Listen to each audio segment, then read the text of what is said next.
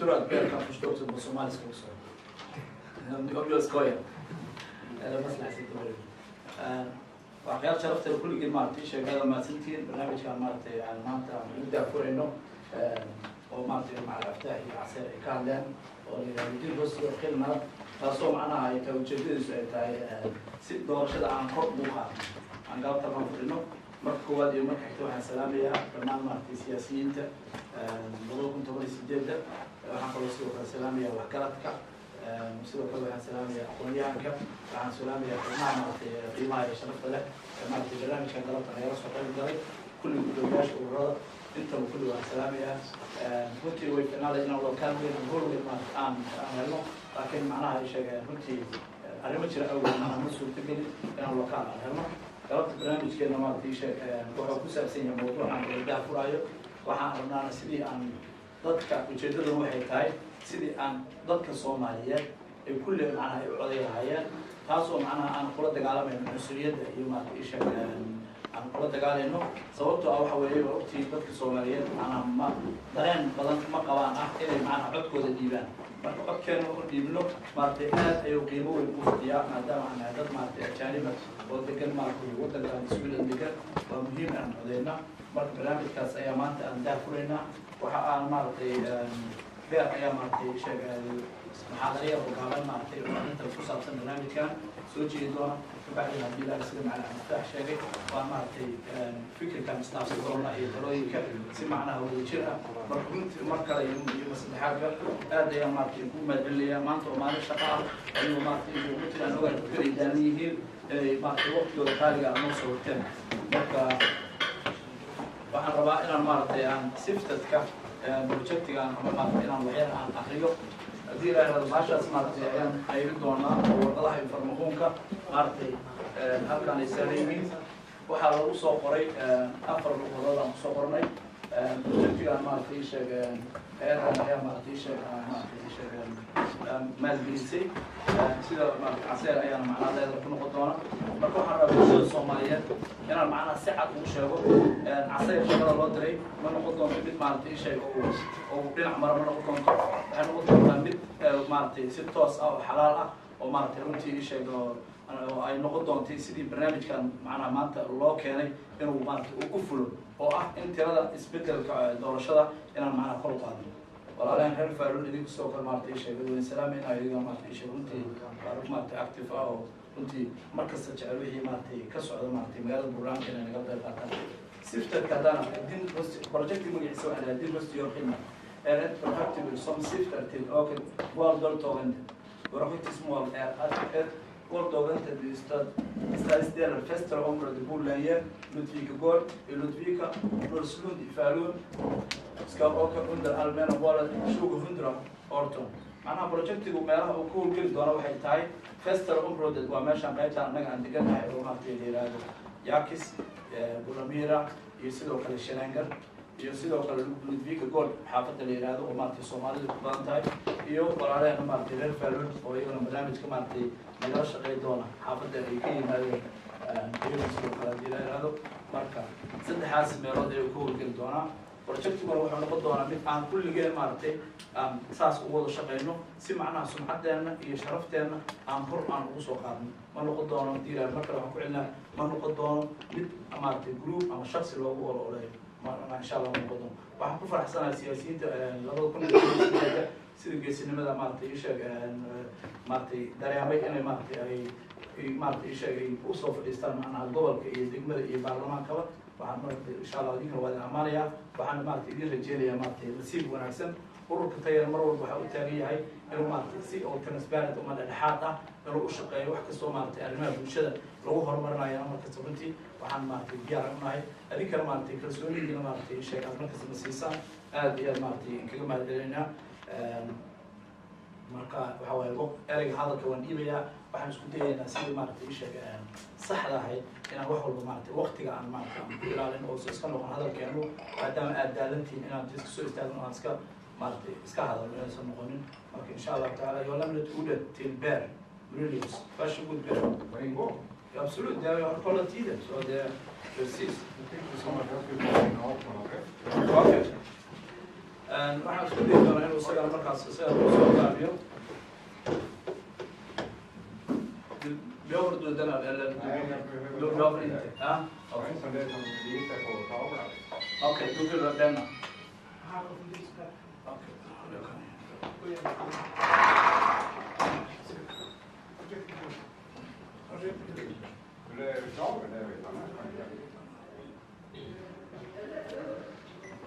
Hej på er allihopa. Nu får du tala om när jag har pratat för länge. Vilka inga orkar. Annars kan jag prata i 2 timmar. Nej, det behövs inte tolk. waxay la tahay si tolka buldan loo baahnay waxa laga hadlaa mawduucaas qof kasta kulli uu fahmi karaa marka insha Allah taala Demokrati. kommer att prata tydligt och sakta för att alla hänger med. När jag säger ordet demokrati, vad tänker ni på då? Deltagande, Deltagande, folkmakt, folkmakt, fria val, vad säger du? fria val. Fria val. Ja. Hyckleri. Hyckleri. Det var intressant. Alla välkommen.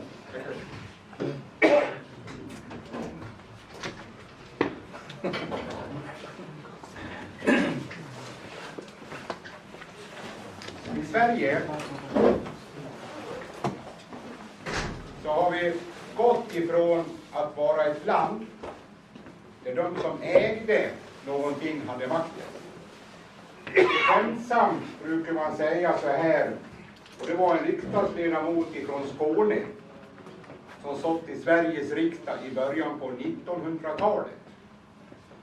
Och jag tar det här för jag tycker det är ett bra skämt när jag har med muslimer att göra. Han ägde en stor svingård, alltså grisar. Han levde på att föda upp grisar, slakta och sälja. Så han hade 140 grisar. Tack vare att han ägde 140 grisar så hade han 20 röster när han satt i Sveriges riksdag. En natt slog Oskar ner i den här ladugården och alla grisarna brann inne i en stor brand. Vad tror ni hände då? En röst eller utan. Försök. En röst eller utan blev han alltså. Han blev av med rösten. Han ägde ingenting och blev av med sina 20 röster i Sveriges riksdag. Så skämtsamt säger man så här. Var det bonden eller grisarna som hade rösträtt? Och det här var början på en omdaning i Sverige när man gick mot allmän och lika rösträtt. Så 1918, jag ska komma tillbaka till det. Då fick Sverige allmän och lika rösträtt. Men det gällde inte, för då var det bara män. Men i riksdagsvalet 1921, då hade även kvinnor rösträtt. Och då slog man fast så här. En person, en röst. Så spelar det ingen roll om man var fattig eller rik, var utan grisar eller hade grisar, eller ägde stora landområden med mycket pengar. Man kunde vara fattig och satt i skuld, så hade man rösträtt i alla fall. Och det var så här man skulle bygga Sverige. Att alla människor i Sverige skulle ha en chans att kunna vara med och bestämma hur Sverige skulle skötas och byggas. Tidigare hade man partiet, men det blev ju en del partier som kom in i riksdagen efter det här valet, som förut inte fick röster.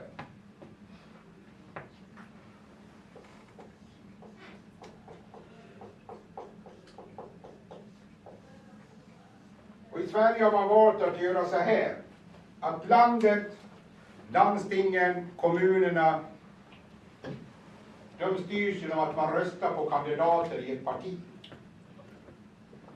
Och varje parti har en skyldighet att ha ett program som talar om att om ni röstar på oss, då vill vi göra det här. Och det är för att alla människor ska ha en chans att gå och fundera på, ska jag rösta på det partiet eller ska jag rösta på det partiet? Vilka frågor tycker jag är viktigast? Och i en valrörelse som vi snart kommer att gå in i, då berättar inte alla partier allt vad man står för. För det hinner man inte.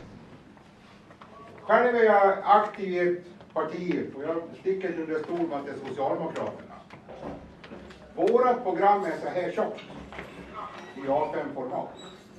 Så ska jag gå ut och få röster på Socialdemokraterna och rabbla det här, då hinner ju folk nästan bli pensionärer och dö i affärer.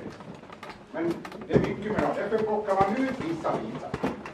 Det här kan göra det svårt för människor att kunna sätta sig in i vad tycker de olika partierna, förutom det de går ut i sina valsloganer. Vet ni vad en valslogan är? Det är de här korta grejerna.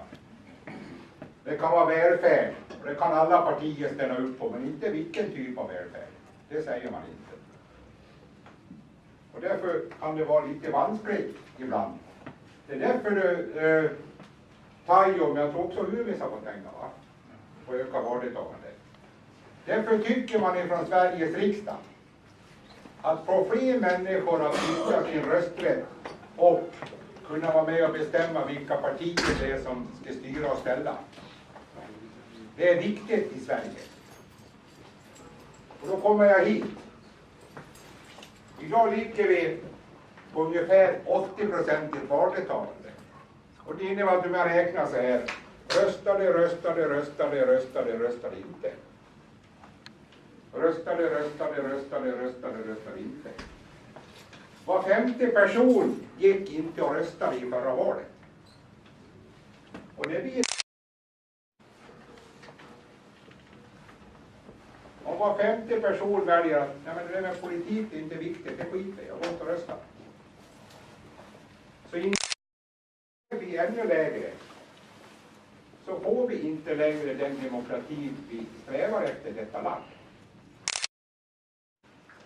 Utan vi vill komma upp i över 90% röstdeltagande för att vi ska känna att de politiska partier som har fått röster också har ett mandat att styra och ställa.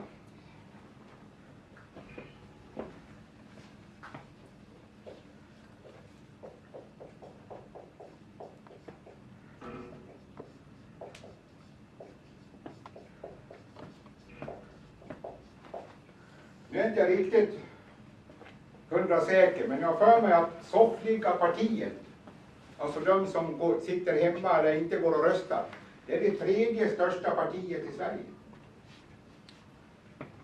Och vem frågar vad de vill? För att partierna ska få röster så måste man vara ute bland folk och fråga vad är det ni vill, vad är det ni vill att jag ska göra om jag ska kandidera för det partiet. Men vad frågar man soffliga partiet? Vad vill ni? Ingenting.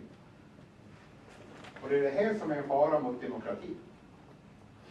Och börjar man på att tycka, nu var det någon som sa att det var lurendrejeri eller hyckleri, så var det, va? Tycker man att det här med att gå och rösta är ett hyckleri och partiets verksamhet är ett hyckleri? Jag menar själva ordet, jag menar inte att man röstar är hyckleri. Själva ordet demokrati. Jag tyckte att det du sa var ett fint ord. Det är det blir om inte vi får tillräckligt många som går och röstar. Då blir inte politiken legaliserad. Och det finns man följer de lagar som politikerna skriver. Jag lever mitt eget. Och när det blir på det viset, då blir det oro i landet och i områden. Vi är själv i ett område där det för något år sedan var väldigt oroligt. Jag tycker att vi vill lugnare nu. Jag tror inte vi vill ha sådana ställen att bo på. Så det finns folk som tycker att jag kan väl ta makten och göra som jag vill. Det spelar ingen roll. Utan det hänger ihop. Och därför finns pengarna för att öka valdeltagandet. Jag tycker det är jättebra att man skickar ut sådana här pengar. För vi behöver få fler människor som tar ställning till vilket parti ska rösta på. Ja, då blir det så går jag rösta på det partiet. Sen har jag en förhoppning att alla som går och röstar också är partipolitiskt aktiva. Och är engagerade i sina partier och för fram frågor.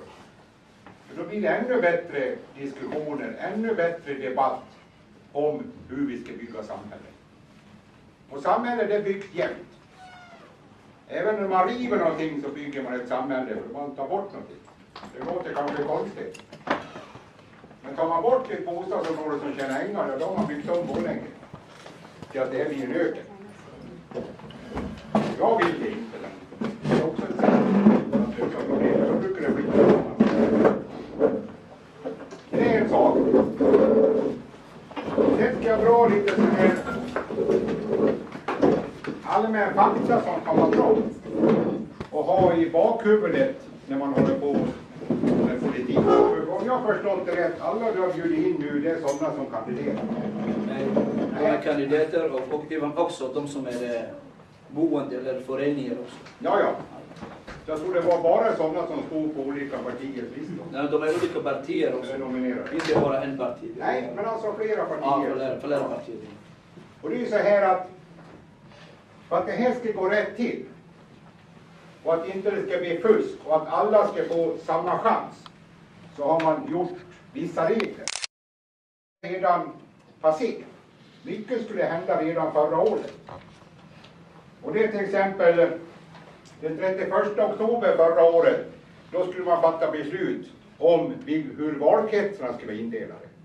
Och valkretsarna, de ligger till grund för hur man räknar ut mandat, alltså hur många som ska få sitta ifrån olika partier. Och då vet jag att det nu finns ett beslut att hela Dalarna är en valkrets för landstingsfullmäktige. Förut att man 6 valkretsar. Nu är det en enda valkrets. Och då funderar man varför har man valt att göra det så? Jo, det är så här att har man många valkretsar då är det oftast det partiet som får flest röster som vinner på det. Man kan få 1 eller 2 mandat extra. Men har man en stor valkrets så kan det också vara ett litet parti kan också förlora på det. Så man kan, om man har 6 valkretsar, då kan man ha så många röster i en valkrets att man får ett mandat. Men det räcker inte när man har hela Dalarna som valkrets. Sen har jag inte noterat upp med hur man har bestämt sig för i Borlänge om man fortfarande ska ha alla valkretsar kvar. En. Ja, det är redan beslutat. Mot att man har haft 2. Ja. Den 10 november då skulle alla partier begära utläggning av partivalsedlar om man ville ha det i vallokalen. Så de partier som inte har sagt att vi vill lägga ut våra valsedlar i vallokalen, de får inte göra det. Utan man måste vara ute i god tid för det. Och det är ju så här att valnämnden, de som ansvarar för själva valet, de lägger ut partivalsedlar med bara partinamnet på. Men partierna kan lägga ut valsedlar med kandidaternas namn och att man kan kryssa den man tycker borde representera mig bäst i det här partiet. Nu är vi inne i 2018. Och det är så här att den 28 februari i år då är det sista dag för partiet att anmäla registrering av partibeteckning som ska gälla i allmänna valet. Jag skriver väl när det är på en gång så att det inte glömmer bort det.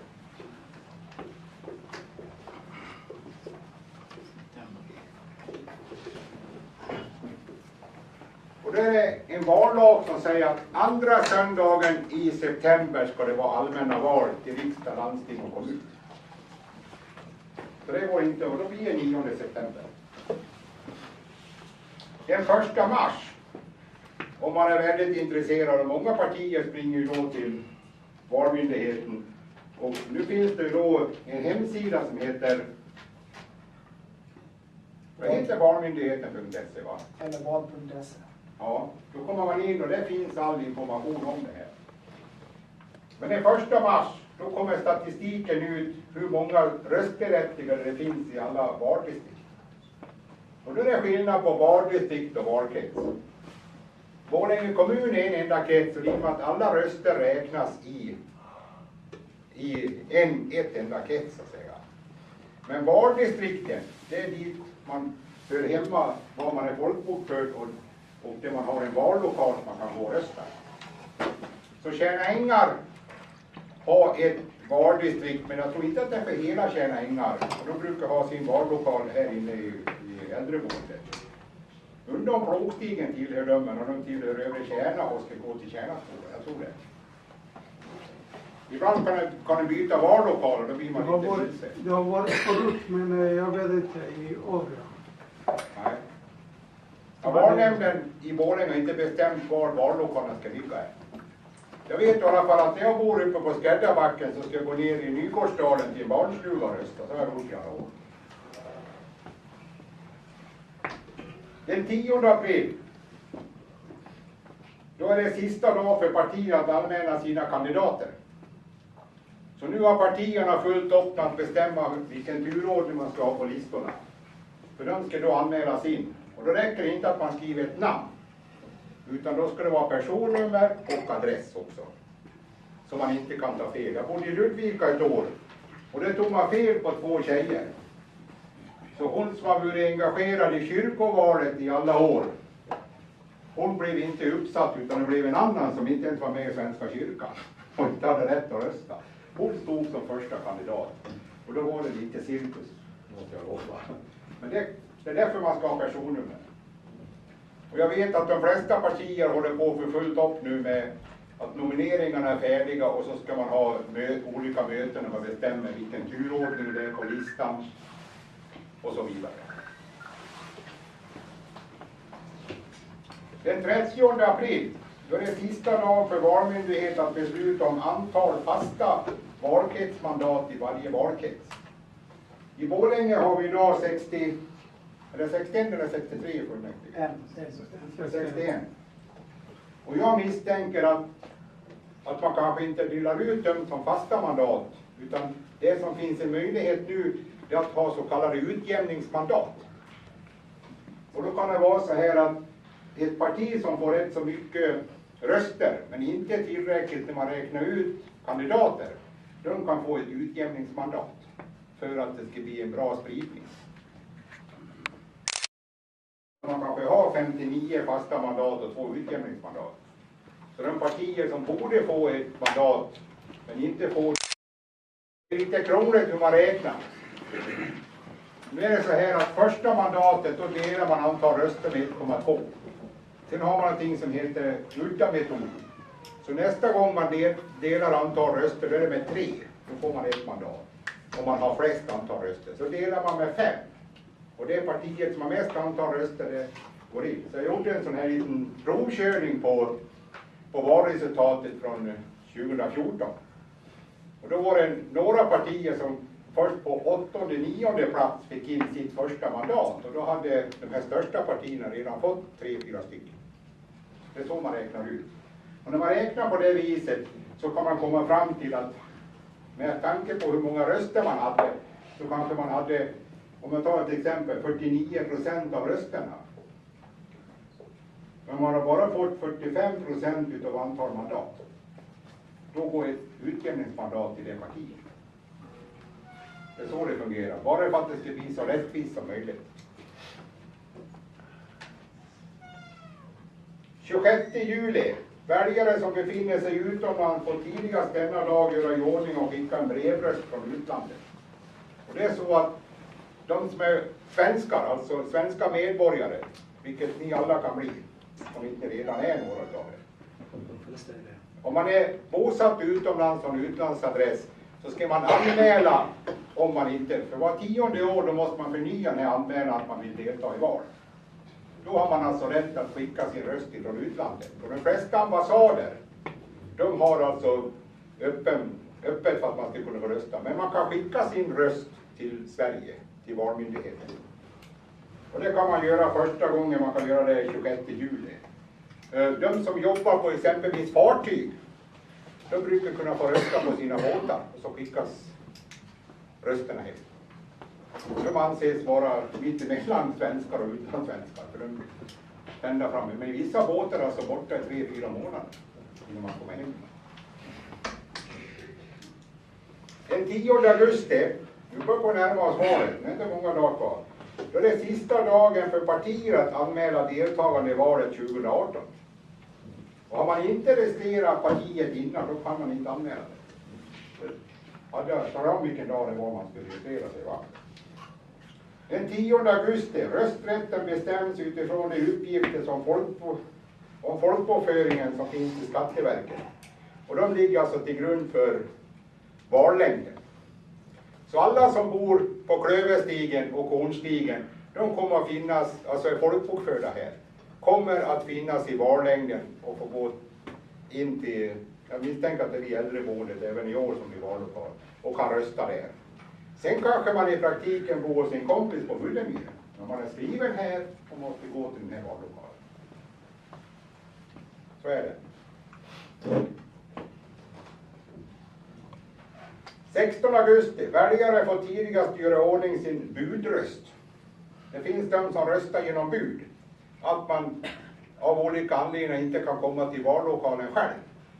Och då måste man ha en som är bud och så lägger man ner sina röstsedlar i särskilda kuvert och stoppar i ett särskilt budkuvert som man skriver under. Det får man göra ordning tidigast den 16 augusti. Och den 22 augusti då kan man vara på förtidsrösta. Förut då kunde man gå till posten och förtidsrösta, men det finns inte längre. Så nu vet jag att man på kommunkontoret har man förtidsröstning och så brukar det finnas något annat ställe också. Men det som är viktigt att veta när man har förtidsröstning, det är att hinner valsedlarna fram till vallokalen, då ligger de i vallokalen på vardagen den 9 september i en hög. Och sen är noterat i vallängden vilka det är som har förtidsröstat. Men de stoppas inte ner i de olika valurnorna, det heter så när man stoppar sina röster, förrän man har stängt vallokalen klockan 20.00. Så om jag till exempel förtidsröstar och så kommer jag underfund med, herregud jag glömde att kryssa en snubbe eller en tjej. Och så ändrar jag mig. Då kan jag på valdagen gå till vallokalen och lägga mina röster. Och då ser de att jag har röstat på valdagen. För då plockar jag bort mina förtidsröster och kör dem. Det kan vara bra att veta. Man kan ändra sin förtidsröstning ända till klockan 20.00 på valdagen.